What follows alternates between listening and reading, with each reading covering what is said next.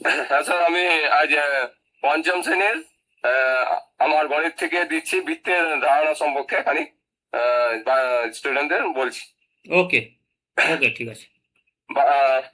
আমার ছাত্ররা তোমরা সব কেমন আছো? ভালো আছো? বেশ বেশ, আমিও ভালো আছি। ঠিক আছে। তোমরা আজ আজকে তো আমাদের গণিতের ক্লাস, কিন্তু তোমাদের গণিত করতে তো মন হচ্ছে না, তাই না? ঠিক আছে, আজ গণিত করবো না, আমি আজ একটা খেলা করবো, ঠিক আছে? তোমাদের খেলার সময় যে ওই যে হাই জাম্প লং জাম্প দেয় না, ওই দড়িটা নিয়ে এসো। যাও, ওইখান থেকে নিয়ে চলে এসো, ওইখানে ওই রুমে আছে। বেশ বেশ বেশ, নিয়ে এসো, এনেছো, বেশ ঠিক আছে। এই যে ওরু আর সজল, তোমরা দুজন আমার কাছে এসো তো। এই তুমি এক মাথা ধরো, ওই মাথা ধরো, টান টান করে ধরো, নেবরে গোল হয়ে ঘোরো, একজন দাঁড়িয়ে থাকো। ঘুরেছো, বেশ বেশ বেশ। এই দেখো, এই যে তুমি দাঁড়িয়ে আছে, সাজন মাঝখানে দাঁড়িয়ে আছে, আর ওই যে অনিল ঘুরলো চারিদিকে। তাহলে এই যে একটা একটা দেখো কি তৈরি হচ্ছে, আমি বোর্ডে এঁকে দেখে দেখাচ্ছি, দেখো কি একটা জিনিস তৈরি হচ্ছে। এই গোল মতন একটা কি তৈরি হচ্ছে, এই দেখো। এইটার নাম কি জানো তো? এইটার নাম হচ্ছে গণিতের ভাষায় বৃত্ত।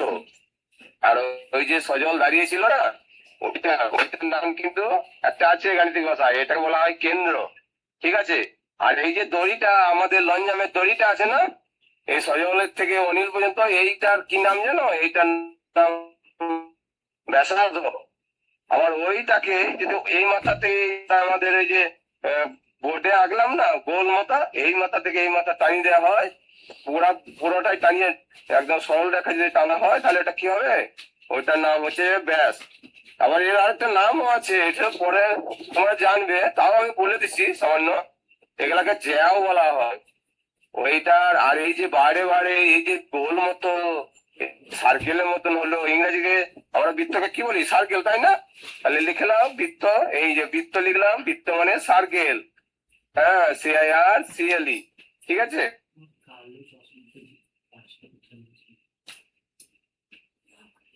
এই যে আগে দিয়েছি তোমাদেরকে, এই বক্ররেখার আটটি নাম আছে, এটার নাম হচ্ছে পরিধি।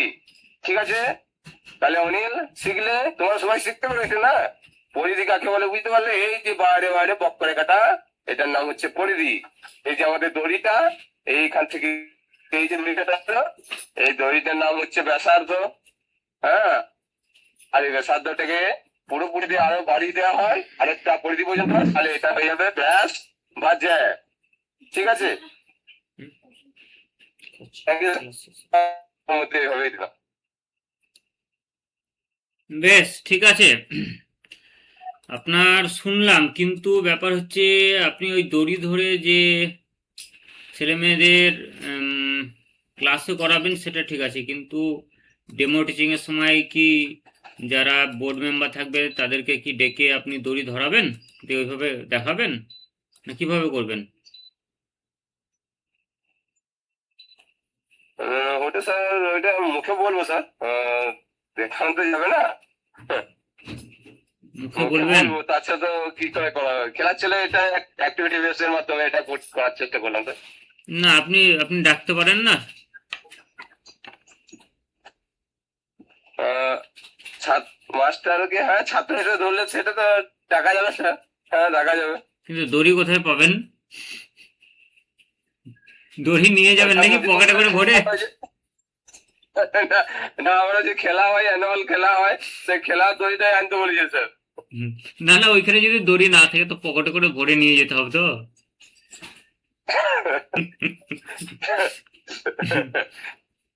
না কি বলছেন? হ্যাঁ, সেটা তো তাহলে TLF হিসেবে নিয়ে যাওয়া যাবে, যাওয়া যাবে স্যার।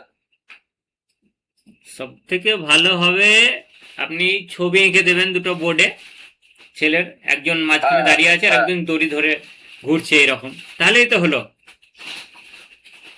তাহলে হ্যাঁ, সেটা তাহলে করা তাহলে এক্সামিনারদের করা যাবে স্যার। স্টুডেন্ট হিসাবে বোর্ডে ডাকতে হবে না, আর দড়িও নিয়ে যেতে হবে না পকেটে ভরে, হুম, নাকি? রাখবো স্যার। বেশ ঠিক আছে, তাহলে ওইটাই করবেন। তাহলে স্যার, মানে যেটা দিলাম সে এটা করবো না, তাহলে ওই ছবি এঁকে করবো, তাই তো? হ্যাঁ, তাহলে আপনি কিভাবে বোঝাবেন? আপনি প্র্যাকটিক্যালি ডাকছেন এবার, ওইভাবে কাল্পনিকভাবে অতটা ফ্রুটফুল হবে? তার থেকে ছবি আঁকলে আর একটু বেশি ভালো হবে না? ও, ঠিক আছে স্যার। বেশ ঠিক আছে। নেক্সট হচ্ছে স্যার আমার একটা কোশ্চেন ছিল স্যার একটা। বলুন।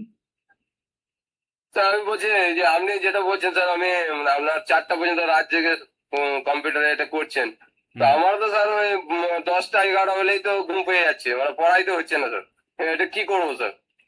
এইটা হচ্ছে একমাত্র ভিতর থেকে আপনার যদি অদম্য ইচ্ছা থাকে কোনো জিনিস করার, তবে এটা সম্ভব, তাছাড়া সম্ভব নয়।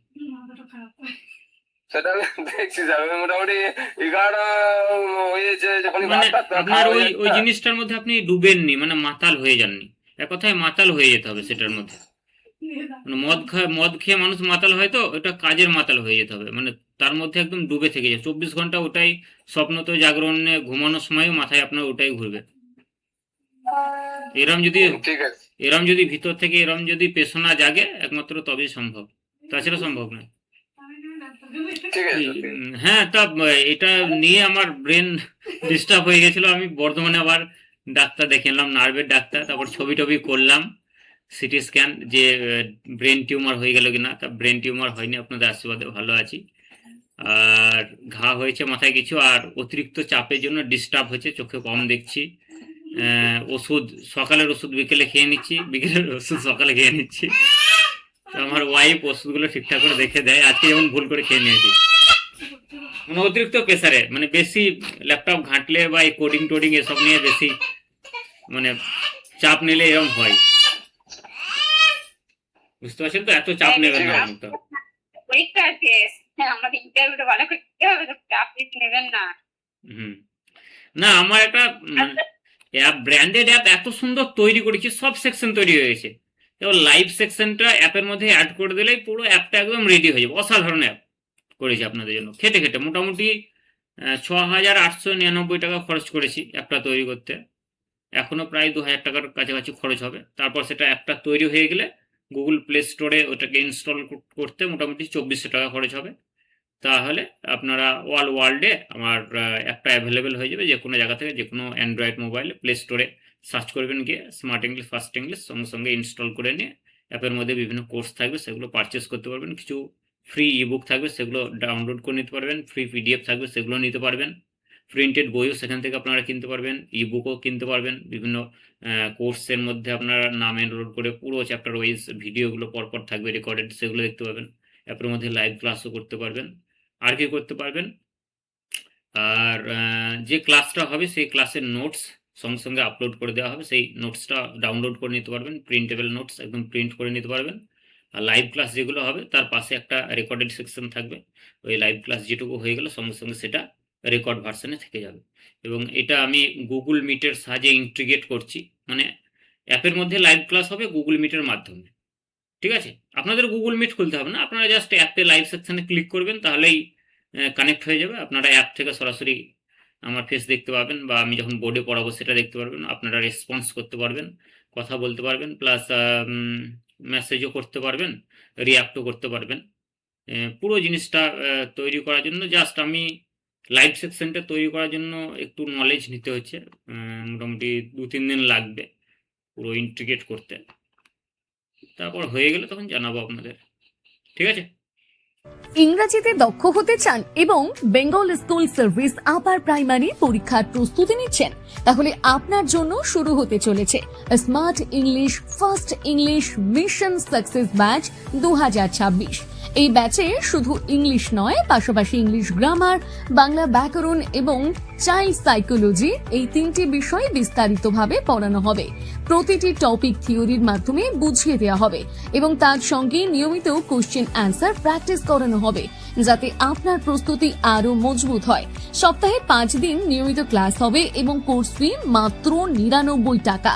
ক্লাস খুব শীঘ্রই শুরু হতে চলেছে, তাই দেরি না করে এখনই যোগাযোগ করুন 8597354342 নম্বরে।